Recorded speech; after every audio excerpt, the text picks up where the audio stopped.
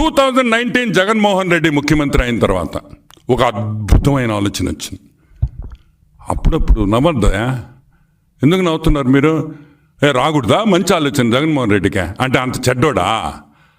రాకూడదా జగన్మోహన్ రెడ్డికి మంచి ఆలోచన? మనిషి ఒక కోణంలో ఎక్కడో ఒక దగ్గర కొంచెం మంచితనం ఉంటుంది.